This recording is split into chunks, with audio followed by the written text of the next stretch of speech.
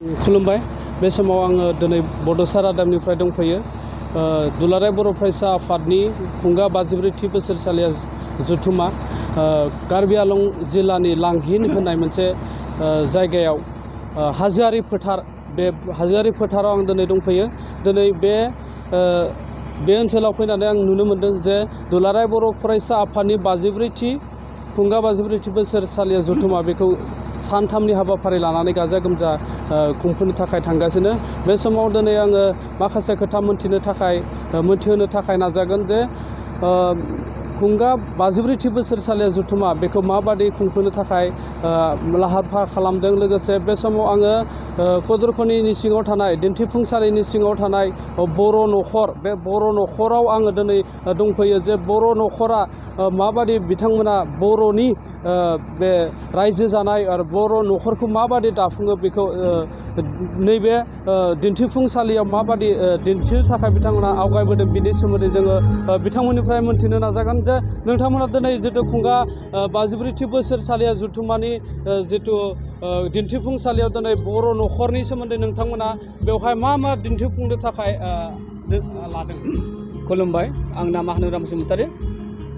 जों दिनै बर' न'खरखौ दिन्थिफुंनो थाखाय दिनैनि बे 54थि बोसोरसालिया जथुमायाव जों दिनै आवगायबोदों। नैबे जाबाय जोंनिनो बर' न'खर हिसाबै जों दिनै जोंनि बर' हारिनि आसार खान्थि नेम खान्थि बायदियै जों दिनै नैबे दिन्थिफुंगोन। नैबेयाव जाहाथे जोंनि नैबे बर' न'खरा जाहाथे अराय समबो थांनानै थाथों होननानै जोंनि धोरोमजों लोगोसे जोंनि बाथौ सिबियारिफोरखौ लानानै जों दिनै गासैबो जों ज' जानानै जों दिनै फोरमायथिनो सानदों।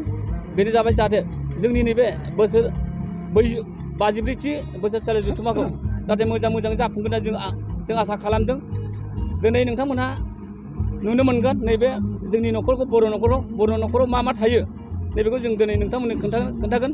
लोगोसे जोंनि सानजा एसे सा खनायाव जोंहा बाथौसालि थायो, बेखौ नोंथांमोना बयबो मिथिखायो। जोंनि बाथौ सिबियारि हिसाबै जों दिनै जोंनि बे न'खरफोरखौ नोंथांमोना नायनो हागोन। सिगाङाव नोंथांमोना नायनो हागोन। ओरैजाय नोमा न' दङ, नोमा न' दं, नोमा न' इसिं, ओमफ्राय लोगोसे ओरैजाय सोनाब खनायाव दङ दाउ गग्रा, आरो बिनि सोनाबाव दं जोंहा ओरै नोमा न' ओंखाम संग्रा, ओमफ्राय ओरैजाय खोलाहा दङ जोंहा सौरा न' बा आलासि न' जिरायग्रा न'। जों बेखौ दिन्थिफुंदों। आरो सानजाहा दं जोंहा बाख्रि, माइ दोनग्रा बाख्रि।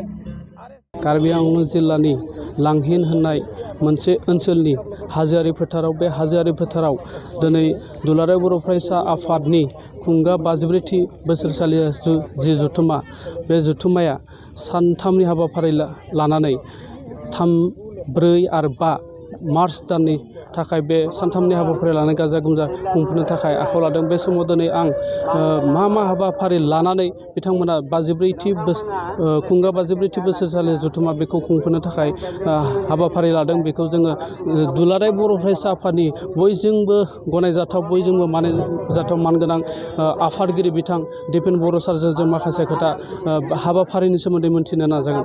जे दिनै दुलाराय बर' फरायसा आफादा सानथामनि हाबाफारि लानानै दिनै लांहिनाव 54थि बोसोरसालिया जथुमाखौ खुंबोनो थांगासिनो, मा बुङो सार?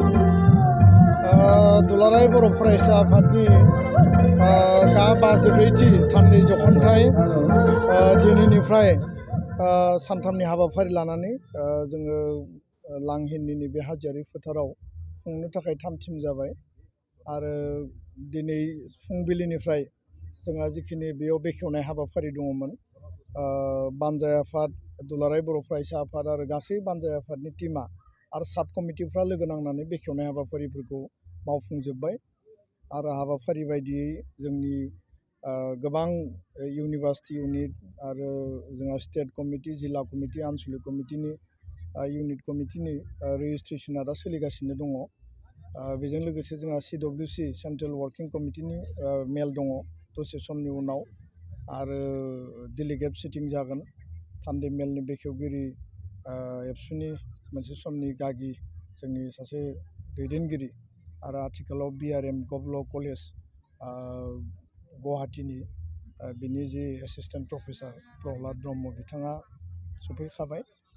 आरो बेजों लोगोसे जोंहा कालचारेल एक्सचेन्ज कार्बि टिवा बर' असमिया आदिबासि आरो गुबुन गुबुन हारिनि हारि माहारिनि मोनसे जोङो हाबाफारि लादों आरो बेयाव जों बे कार्बि आंलंआव रायजो जानाय गासै हारि माहारिजों गोरोबलायनाय अनलायनाय आरो खौसेथिनि मोनसे जोङो मेसेजखौ जों हरनो नागिरदों।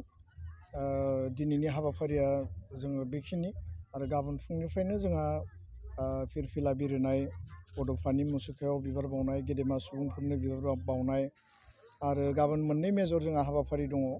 मेनलि सोलोंथाइखौ लानानै जोंहा बेयाव सावरायनाय जागोन आरो दिल्लीनि आब्दुल कालाम फाउन्डेसननि सासे गल्ड मेडेलिस्ट बिथाङा दा मेनेजिं डाइरेक्टर जाना दङ सृजन पाल सिं बिथाङा फैगोन। आबसुनि चिफ एडभाइजार समजल भट्टाचार्य बिथाङा फैगोन। आसामनि सोलोंथाइ मन्त्रि डक्टर रनज पेगु गोदान सोलोंथाइ बिथांखि आरो जोंनि बिमा रावनि बर' मिडियाम बा गुबुन गुबुन जि भार्नाकुलार मिडियामनि चेलेन्जेस आरो मावनो गोनां बिथिंफोरनि सायाव जों डिसकास खालामगोन। बेलासे जोङो इक'नमिक एन्टारप्रिनियरशिप स्किल बेखौ लानानै जोङो सेमिनार लादों। बेयावबो गोबां जोंनि गेदेमा बिथांमोना बाहागो लागोन।